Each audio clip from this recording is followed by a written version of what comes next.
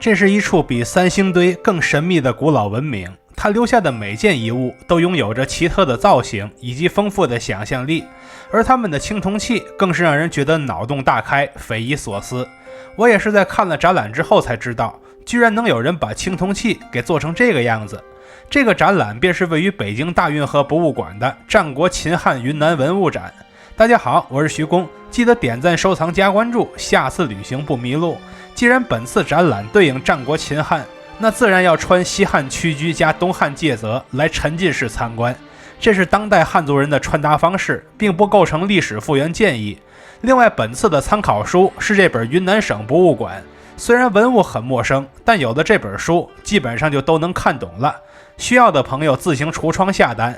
我是2026年5月去的，大运河博物馆很大，要走很久才能找到展厅。当我走进入口之后，发现配色非常生态环保，这个位置摆着一件供纳场面贮备器的复制品，而且像是个放大版。这边的观感可比国博对应区域的雷霆灯光好上太多了，跟你们见识见识国博的灯光，要了命了都。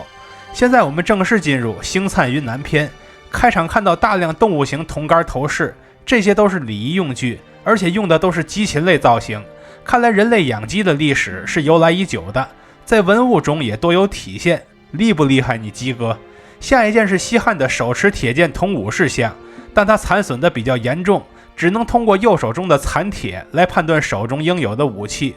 另外它下边是有卡口的，说明它是某个大型器物的挂件，只是单独通过它难以窥其全貌罢了。然后是一件青铜人物型杖手，这个人的衣裙造型以及头上的盘发、身上的饰品都不是中原文明的样子，所以有专家认为这是昆明人与外界交往时所留下的产物。后面的一大组文物基本都和动物元素有关，比如现场的战国铜头箍上面就有很明显的虎形纹，它后边的铜锄头就有很明显的牛头纹，附近的战国铜骑士就是云南不多见的雏形题材文物，造型就是一个骑马的人。然后还有一件很抽象的战国双人手牛头形铜饰件，上面的人手自带小圆孔，说明它也是某个大件的小挂件。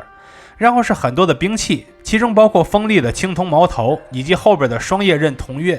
它上边有2片叶形刃，但没什么使用痕迹，而且上面有很多搞仪式感的花纹，所以人们认为它也是礼仪用具。然后是一把蛇头形经手乌格铜剑，它的剑柄末端做成了蛇头的形状，乌格指的就是没有剑格，可能有的朋友不知道，剑刃和剑柄中间那一处小的地方就叫做剑格。下一把残剑就是有剑格的，它的铁剑刃折断了，剑柄是铜的，剑格很像一个山字，所以它叫山字格铜柄铁刃剑。而后面的完整铜剑用的仍然是山字格，看来这种造型是很常见的。为什么这边兵器多呢？因为当时的昆明人很能打，不仅和周边部落交战，还敢和汉朝叫板，自然留下了很多兵器文物。下个单元横断山民讲的是2支名为司、左的山民部落。开场是一串春秋战国的玛瑙串珠，成色非常稳定，每一颗颜色都差别不大。然后是一对春秋战国的金手镯，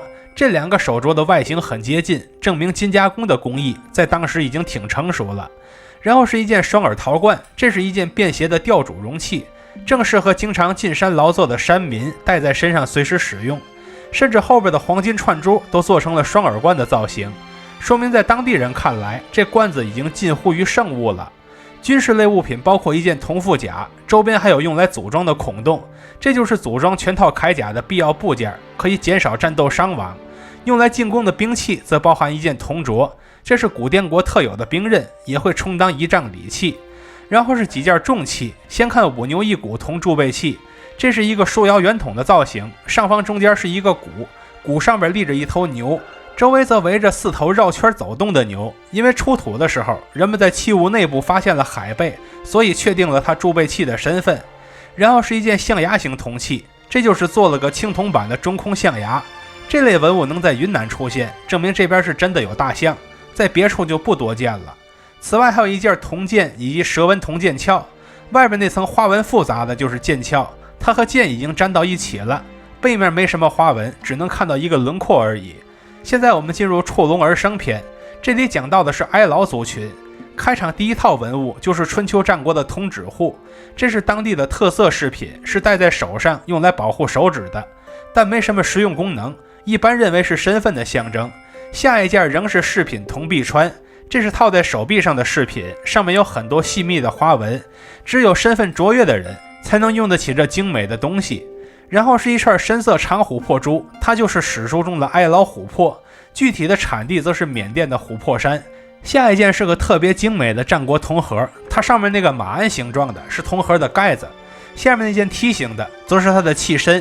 上下的2个部件都有密密麻麻的花纹，它旁边那件是单独的盖，花纹和前一件如出一辙，但没有配套的盒，而是和后一件山字形铜案一起出土的。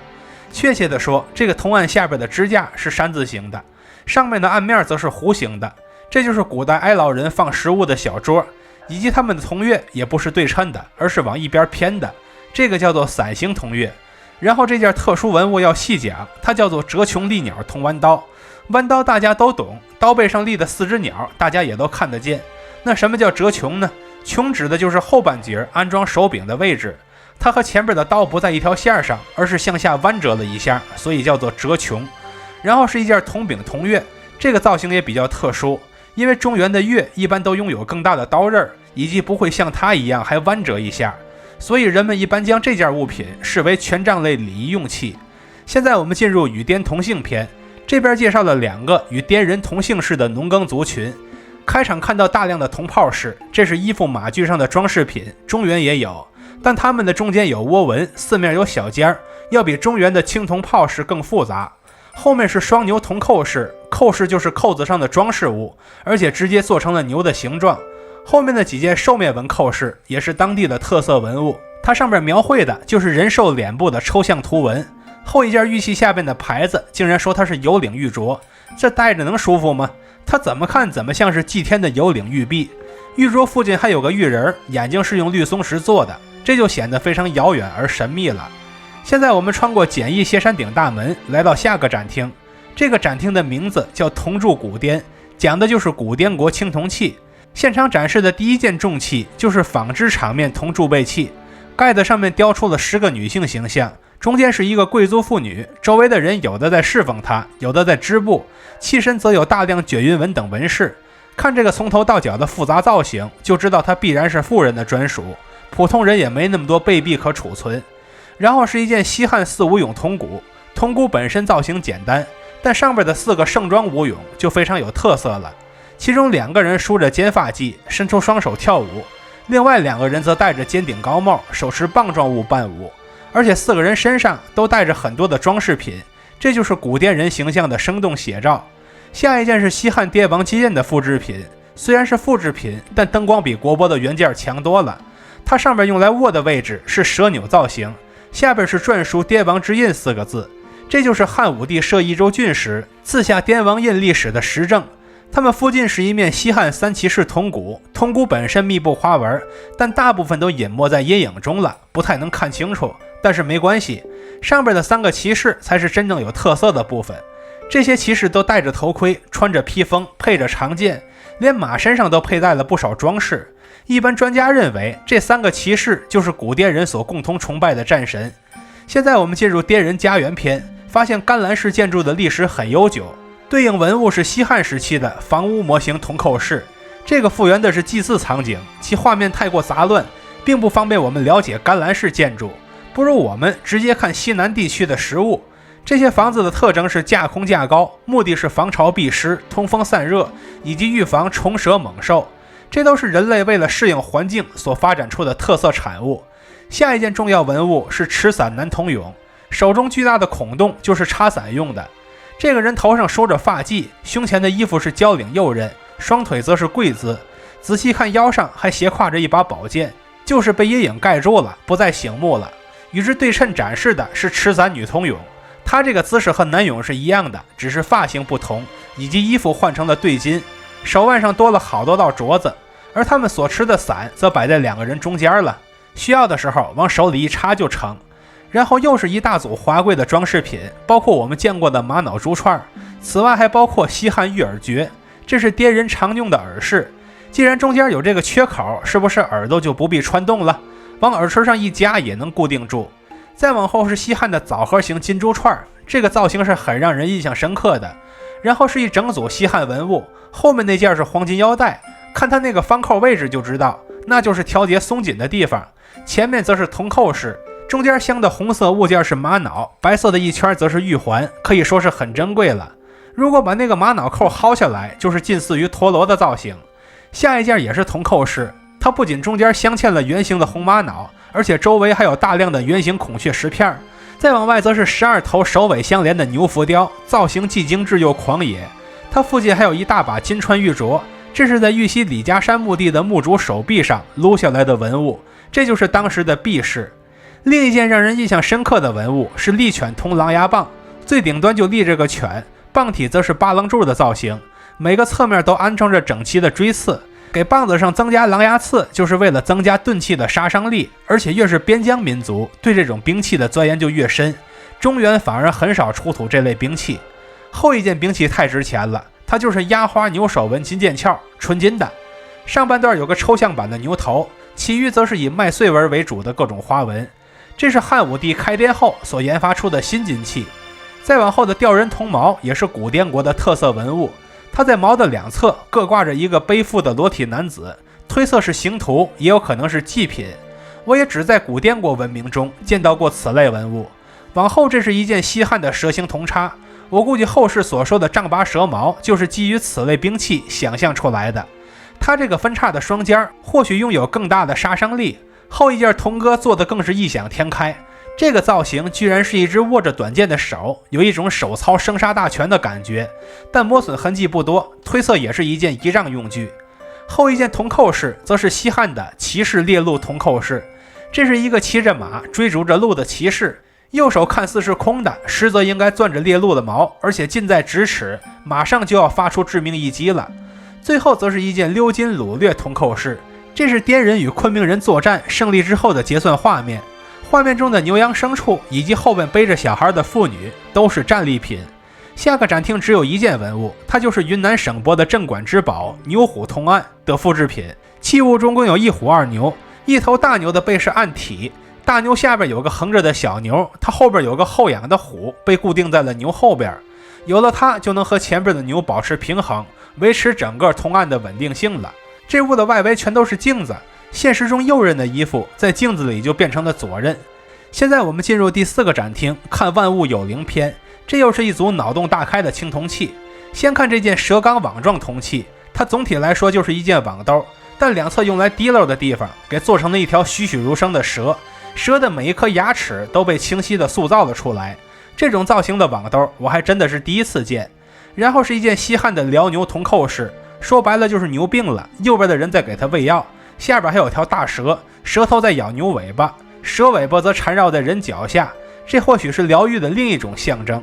之后是一件猛虎犀牛铜枕，枕头是月牙形的，左右两侧各有一头牛，下边的浮雕则是猛虎追着牛咬，这是古滇国的特殊随葬枕，一般放在墓主的头部位置。还有一件很生猛的西汉飘牛祭祀铜扣式，飘牛就是杀牛，但古人杀牛可没有那么容易，现场共有11人在制服这头牛，有的被牛角挑到半空中，有的则被踩在脚底下，场面无比激烈血腥。附近还有一个二牛铜扣式，也是西汉文物。之所以做这个造型，说明古滇人非常重视牛的生育问题，如果都不生了，就没有牛马可用了。后一件造型诡异的文物是利牛曲管铜葫芦声，最顶端是利牛，中间葫芦形的是吹奏乐器，也就是葫芦声，但上面的孔洞乍一看就很像一张炯炯的人脸。最后是一件西汉的孔雀雉鸡盖铜杯，最顶端是一只孔雀，两侧则是两只雉鸡。在古滇国的诸多文物中，用孔雀雉鸡作为装饰的也就仅此一件了。再往后是几件重器，先看西汉时期的石寨山形牛纹铜鼓，鼓面上方有模糊的鸟纹浮雕，这个叫降鹿纹，它们在围着中间的太阳纹飞翔。然后又是一件虎鹿牛贮备器，最上面中间是一头牛，周围围绕着3只鹿，一只老虎，而器体表面则满满当当的刻着人和动物造型的花纹。它旁边是一堆西汉环形货币，这就是此类器具中贮藏的贝币，它就是古滇人的货币之一。再往后还有一件宴乐祭祀场面贮备器，但一眼看过去只有牛纹浮雕，宴乐在哪儿呢？答案是在阴影覆盖的那个区域，这边巨黑，不仔细看根本看不见。然后我们来看吉娜至美篇，不用问，又是特色青铜器。先看这件西汉的鎏金2人盘舞铜扣饰，这是2个腰间佩剑、手持圆盘的人在现场表演双人舞。再往后还有一件3狼式羊铜扣饰，中间大的是羊，上上下下围着3只狼在撕咬，脚底下还绕着蛇，场面无比激烈热闹。之后是一件西汉珠贝，这是把大批珍贵宝石给缝到了一整块布上，像是一面用珠宝做出的被子，所以叫珠贝。你可以理解为滇版的金缕玉衣。现在我们走进最后一个展厅，进入归荣华夏篇，看滇国归汉之后的文物。开场看到一件很有气势的嵌宝石龙虎纹金带扣，上面本该镶着很多宝石，但就剩下一颗绿松石珠了。推测这件物品是中央王朝赐给地方诸侯的信物。后面的青铜器是一件汉代的建初元年螳螂造铜玺，外形是汉代青铜器所应该拥有的简约造型。至于内部，不仅有建初元年螳螂造这句话的铭文，两侧还有鱼形纹，鱼通鱼，有富贵有余的美好寓意。以及附近还有一件铜孔雀灯，它的外形是云南当地的孔雀，但沿用了焰鱼铜灯的原理，在内部完成了燃烧的循环。而展厅的中间展示的是各种风泥，但这边的光线不好，不太能看清楚，不如抬头看屋顶的清晰版的风泥图案，那是汉朝治理云南的物证。风泥的对面则是各种简牍文物，但大都是复制品，其中的滇池已亭形不是复制品。这句话的意思是滇池这片地方也已经纳入了亭长管理的体系。之后我们能在铜编钟上看到熟悉的蛇纹，这是在中原体系的文物上留下了滇国自己的印记。此外附近还陈列了铜弩机，这么精密的战争机器明显是从中原传来的。往后还有一件东汉蜀郡铁叉，这种铁器也是中原王朝产物，上面两侧的字就是蜀郡，中空的槽正好用来装木柄。再往后的东汉陶造是不是逐渐眼熟了？这和中原汉末的陶造已经没多大分别了。此外还展出了鸡形陶俑，结合前面一看，发现滇国无论是否归汉都离不开鸡这种元素，厉不厉害你鸡哥？再往后能看到一套汉代铜眼，它的上半部分是用来蒸东西的铜甑，下半部分则是加热的铜釜，这个画面可以说是非常汉朝了。然后是头戴金泽的抚琴俑，其身穿交领右衽广袖长袍，手在抚琴且面带微笑，以及一匹汉代的可拆卸木马，它这个造型是很有张力的，和马踏飞燕的马差不多，也是典型的汉代风格。再往后甚至连博山炉都整出来了，它这种模仿海上仙山的熏炉造型绝对是非常典型的汉朝元素，完全无需多解释了。最后一件重要的文物则是东汉的陶佛像，这是中国最早的一批佛教造物，它胸前有层层的 U 型纹，证明最早一批的袈裟就是通奸袈裟。至此我们就逛完了本次古滇国文物展。逛完这一轮之后，我们发现虽然古滇国的文物造型特殊，脑洞大开且让人匪夷所思，但有了云南省博物馆这本小书，就能看到现场很多件文物的详细介绍，再不懂你也能看明白了。我们不难发现，每个地方的文物与当地的气候、物产和文化都有着千丝万缕的关系，所以每一件文物都是当地人生活的缩影。当我们在北京看到这些来自千里之外的文物之后，便能通过它们抽回千百年前那些古滇人的生活环境以及他们的生存状态。看到这里的朋友，欢迎点赞、收藏、加关注，和许工一起读城，一起旅行。